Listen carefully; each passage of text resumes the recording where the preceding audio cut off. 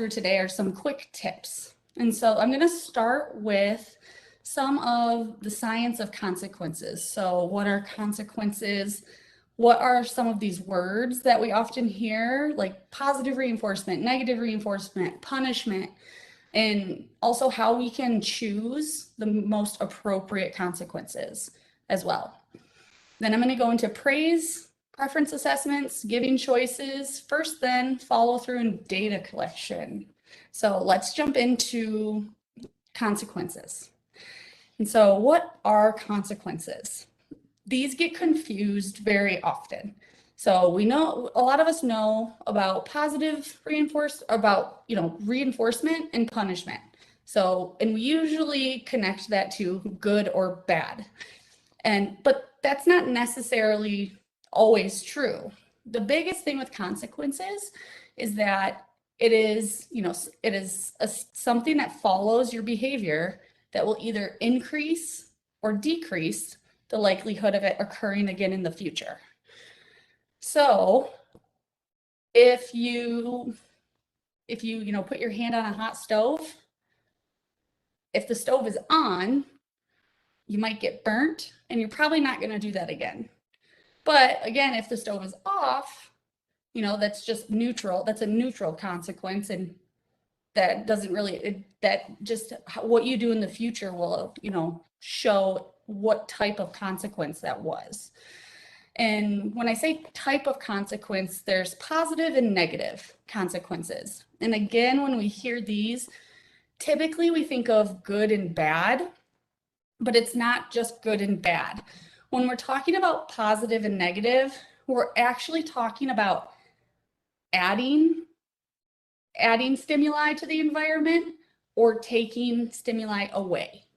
So when we think about positive reinforcement, that means that we are adding something that will then increase behavior in the future. If we're talking about negative reinforcement, we're actually talking about taking something away that, again, will increase behavior in the future. So a really good example of negative reinforcement is escaping. So, escaping chores, escaping homework. Those are all types of negative reinforcement that may increase the likelihood that they're going to engage in those behaviors again in the future so that they can escape doing chores or homework. And then punishment. Punishment gets a bad rap. And there are very bad and severe forms of punishment, but not all punishment is severe. And when I'd like to make sure that when I'm teaching my students that we talk about punishment as it's simply you're just decreasing future behavior. And I like to always remind people, if the behavior didn't decrease, it wasn't punished.